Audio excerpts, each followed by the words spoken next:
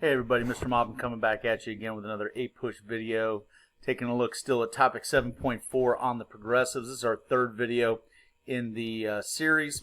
Last time we were here, we were talking about efforts by the progressives to try to address all sorts of reforms to make government more responsive. And we talked about, providing more democracy to cure the ills of democracy, but also be mindful of changes that are going to be done at the municipal level, meaning the city level.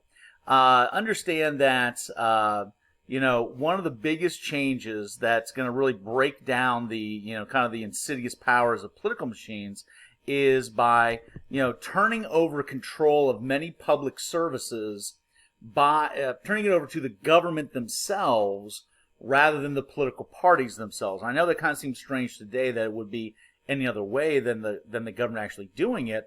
But in many of these big cities in the past, you contacted the political party to come and put the fire out at your house if it was on fire.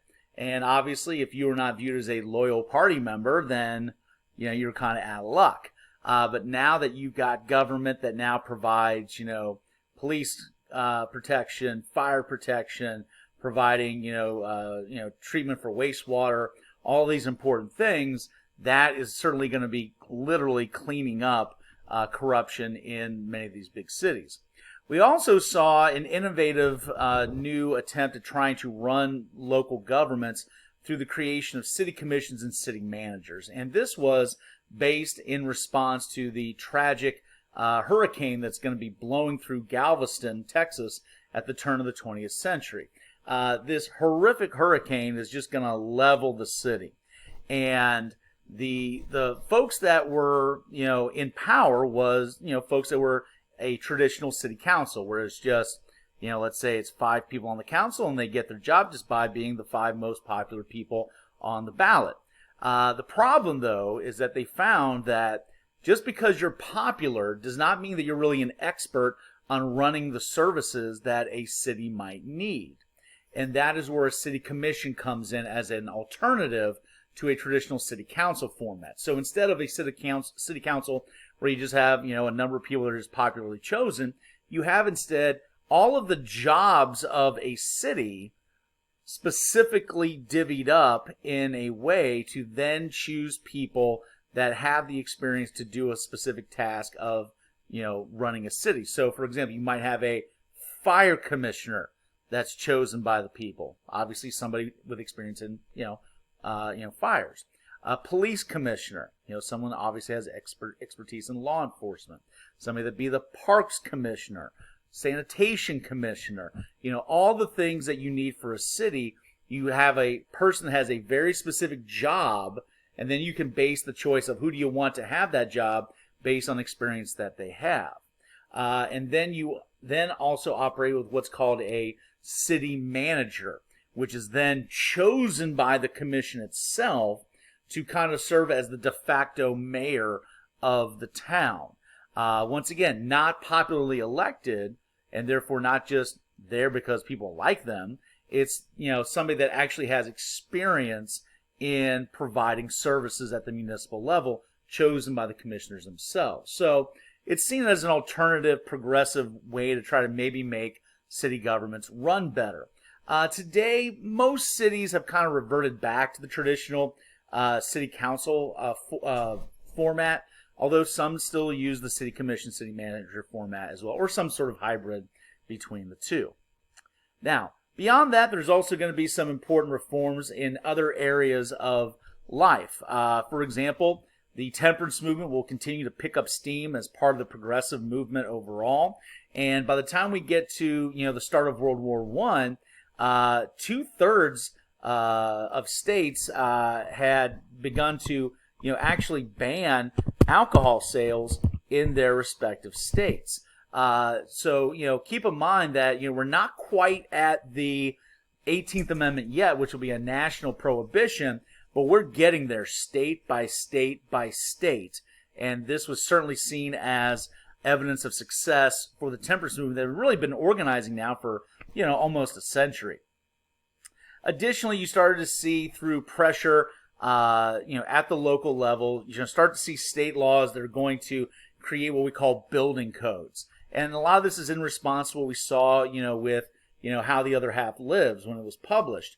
And today, if you're talking about people living in an apartment situation, or even living in houses based on, municipal codes, that there's regulations on how many people can live in a certain given space. There's rules today, for example, that, if you want to have a bedroom in a basement level, it has to have a walkout entrance. It can't just be a basement underneath the house, because that then becomes a trap for people that that are in a fire situation. You also have for example, fire escapes in many of these apartment buildings today. So you start to see these changes be brought about because of the work of the muckrakers. Additionally, and I know this is going to be a little controversial, but there is the case of Mueller versus Oregon. Now, Mueller versus Oregon is actually going to be initiated by progressives in response to what you saw as, seemingly at the time unfair, conditions for women. The idea being was that women were being worked as much as men. Now, from a modern perspective, we would view that as fair and adequate. But at this time, you got to remember, it's a different time back then, and there was much more of a sense that women did not have the inherent endurance of a man to be able to endure factory work at the same ability as a guy. And so, in an attempt to actually try to protect women, we see that the Mueller versus Oregon case is going to uphold the ability to have limited work hours for women outside the home. Now, today that would be not interpreted the same way today, but at that time, 100 years or so ago, it was viewed as a victory for the progressive movement and a victory for women at that time. But unfortunately, even though women are going to be protected through Mueller versus Oregon, you also still had the horrifically tragic incident that will take place at the Triangle Shirtwaist factory in New York City. Now, you can see here that there are two photographs. One on the left is an outside shot of the building where the Triangle Shirtwaist Company was located. Now, Triangle, as the name implies, made shirtwaists, and shirtwaists were a type of fashion accessory that you found in women's clothing at that time. And the factory environment, in many respects, was a model of what you kind of saw in many different factories. You saw a lot of folks working in very close proximity with one another, long hours, limited access, for example, to use the bathroom, to eat lunch, or take breaks, or any of that kind of stuff. You saw the workers were actually searched every day to make sure that they weren't taking home, for example, cloth and stuff. They were that paranoid of workers possibly stealing from them. That's meaning the owners were. And so little attention was put into workplace safety that the only thing they had in place on each floor of the building, in case there was, say, a fire, was a single bucket of water. That was it. And when the factory does go up in flames in 1911, you saw grossly inadequate abilities to put out the fire, not only by the city, but you also saw, for example, that they did not have the ability to have fire escapes. They didn't have enough they didn't have enough stairwells. And so you saw in this tragic situation, you can see kind of from the inside on the right, that there's going to be upwards of 150 young women, most of them teenage immigrant girls, working to try to provide for their families, that are going to die. Some of these young ladies are going to feel they have no other option but to jump out the window to try to escape the smoke and the flames. And as you can imagine, this will lead to just a horrific sight on the street corner there.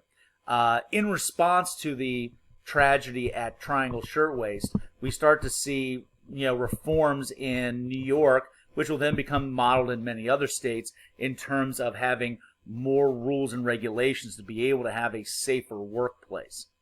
So understand that there are going to be a number of examples, be it in the workplace, be it in politics, living conditions, etc., that you're going to start to see progressives starting to have an impact on a local level, on a real person-by-person level.